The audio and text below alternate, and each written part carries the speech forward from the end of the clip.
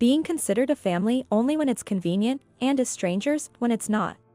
Being a daughter-in-law really means your role changes constantly. I guess I can understand if my mother-in-law and sister-in-law think that way. But the real issue is that even my husband started treating me, his wife, as a stranger. Well, if that's how it's going to be, I might as well become a complete stranger. My name is Emily, a 35-year-old stay-at-home mom, currently living with my same-aged husband, Brian, and his mother in their family home. We have 2 kids, both in elementary school, and they're close in age, so I'm just starting to get a bit of a break from the constant care. Raising these kids has been a real challenge. Of course, parenting is hard for everyone, but in our case, the biggest problem was my mother-in-law. Our generation can access a variety of information online and find support and advice through social media. Plus, medical science is constantly advancing, bringing new findings to light. However, my 65-year-old mother-in-law's head is filled with outdated parenting information. So, when I use disposable diapers, she makes a fuss saying, "How lazy. A real mother should use cloth diapers." If I breastfeed after a bath, she protests, "Why aren't you giving the baby cooled boiled water?" I've never heard of breastfeeding like that. And when I hold a crying child, she warns, "Don't spoil them with too much holding, and they'll become too clingy." Every time, I try to explain the latest information to her, but she won't listen to any of it. Worse still, she tries to do things now considered dangerous. For example, when my child was 6 months old, she tried to give them honey. It's well known now that honey can contain Clostridium botulinum and should not be given to infants under 1 year, but she didn't know that. When I saw her taking a spoonful of honey to the baby's mouth, I panicked and snatched it away. Even showing her credible articles from the Ministry of Health, Labor and Welfare didn't work. She just dismissed them saying, "I gave honey to Brian and his sister Sophia, and nothing happened."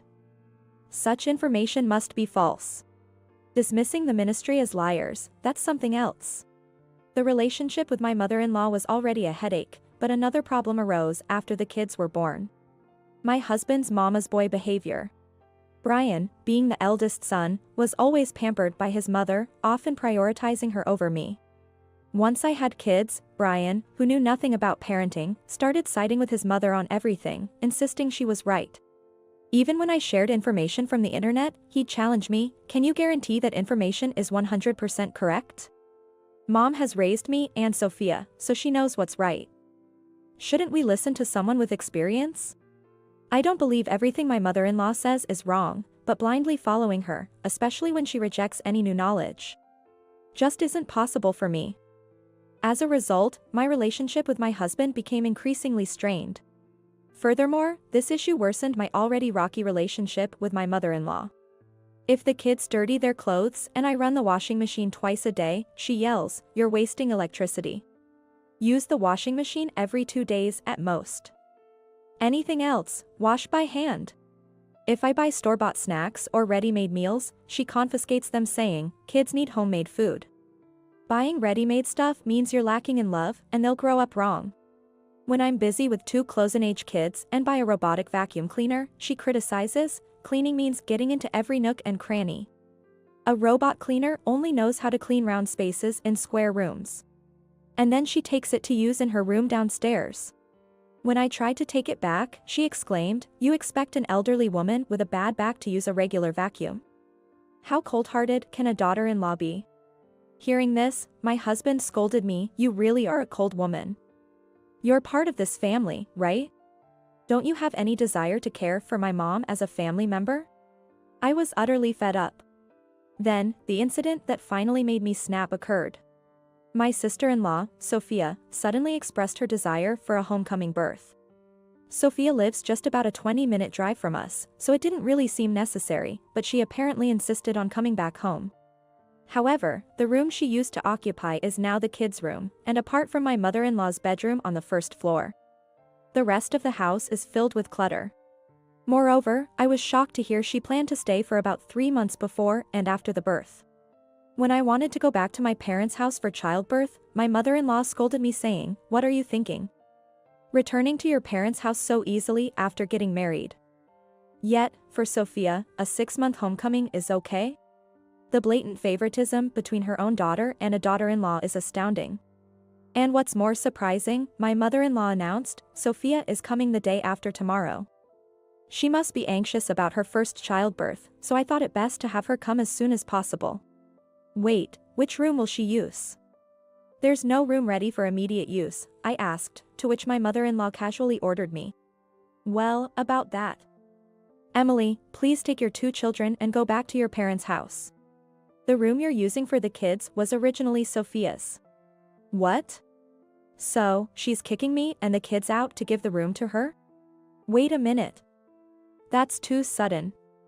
Besides, the kids' room is full of their stuff. Just stuff it all in their bunk beds, she replied. And she expects me to do all this in just 2 days? Moreover, if we're going back to my parents' house for half a year, I'll have to transfer the kids to another school. My parents' house is about a 4-hour drive away, making it impossible to continue sending them to their current elementary school. Just transfer them to another school. It doesn't matter which elementary school they go to at their age, she said. They have a lot of friends at their current school. Well, they can make new friends at another school. And after all, they'll be back in 6 months, so there's no problem, she dismissed. This is hopeless. Besides, I want to welcome my own child's birth at our home and spend time exclusively as a family, she added. Hearing this, I was infuriated. So, my children and I are not being treated as a family. I decided to hold off on responding and discuss this with Brian when he returned from work. I wasn't allowed to have a homecoming birth, yet she's letting her own daughter stay for half a year and kicking me and the kids out? That's just cruel. I vented, and Brian looked surprised. What's so bad about that? It's natural for a mother to want to take care of her own daughter, he said. My own mother suggested I could come back home for my pregnancy, but your mother immediately rejected it. She never considered my or my mother's feelings, yet you're completely siding with her? I don't know about your parents' feelings. You and your parents are outsiders, after all, he replied. Oh, really? Calling the woman you married and had children with an outsider. Fine. I'll make sure to leave before Sophia arrives, I said. Great, thanks. Oh, and clean up my room before you go, he added. As if I would. I glared at the back of my foolish husband as he entered his room. I might be seeing his face for the last time in just 2 days. I immediately called my parents and explained the situation. My mother eagerly began cleaning the room I used throughout my single life and even cleared the adjacent room for the kids. After my parents divorced due to my father's infidelity, my mother received this house as part of the settlement. She had been living alone since I got married and left home. So, she was overjoyed that my 2 children and I were coming back home. She even said, if it's hard for you, you can always leave your husband and come back here. Also, I quickly transferred my kids to a nearby elementary school, where they easily blended in. As some of my childhood friends' children were enrolled there. It looks like they could continue attending this school, not just for half a year but possibly longer. Furthermore, I started looking for a job near my parents' home, planning to raise my children alongside my pensioner mother. Luckily, having relatives and childhood friends nearby, they were all willing to take care of my kids. But shockingly, I didn't receive any contact from my husband, Brian. Even though my eldest son resembles Brian and was adored by my mother-in-law, she also didn't reach out. It became clear that not just I, but also my children were considered strangers. Well, that's fine. My mother-in-law and Brian can just take care of their family member, my sister-in-law Sophia. But if they think family only it will be easy, they're mistaken. After all, Sophia is an extremely spoiled and brother-obsessed girl. She even cried and screamed, "No, no. I don't want my brother to get married," at our wedding reception. Imagining their current difficulties, I couldn't help but laugh. While having such thoughts, I was preparing for the divorce. 3 months after our separation, Brian suddenly contacted me. Hey. What are you doing? Come back quickly. His voice was almost like that of someone crying out in desperation. I've had enough of babysitting Sophia. Just as I thought. He explained that since Sophia arrived at the in-laws 3 months ago, she's been incredibly demanding. Complaining of back pain and feeling heavy, she barely moved, behaving like a queen bee. Brian and his mother were completely treated like errand runners, being woken up in the middle of the night with demands like, My feet are swollen, massage them. Furthermore, after returning to her in-laws' house, she did nothing but eat and sleep, resulting in nearly a 22-pound weight gain.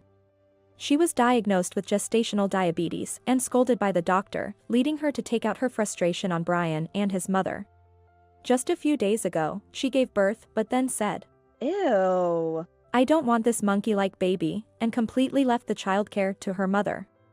Yet, she still criticized everything her mother did. I wasn't surprised. I burst into laughter. "When are you coming back?" he demanded. "Your mother told me not to come back for 6 months, so it'll be a while," I replied. "That's not funny. Come back now." "No way, it's your mother's order. If you have a problem, talk to her." At that point, his mother came on the line. "You're part of the family, right? Please take care of Sophia." "Really? Even though you kicked me and the kids out to have family-only time?" I replied sarcastically, ignoring her excuses. "Besides, it's been 10 years since I had my children, so I'm sure my knowledge is outdated compared to what Sophia knows. I'm too scared to help," I declared. Then, I had Brian back on the phone. "The kids prefer their new school, so we're not coming back. I'll proceed with the divorce, thanks." And I hung up.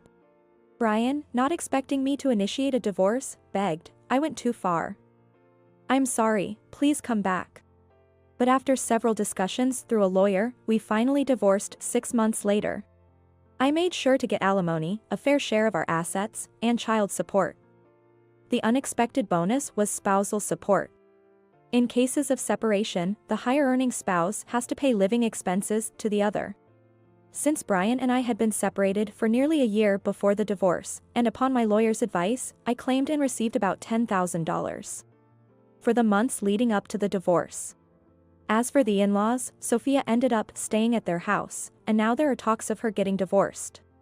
Her husband's family wants her to return to the in-laws, and Brian and his mother are having a big battle about it.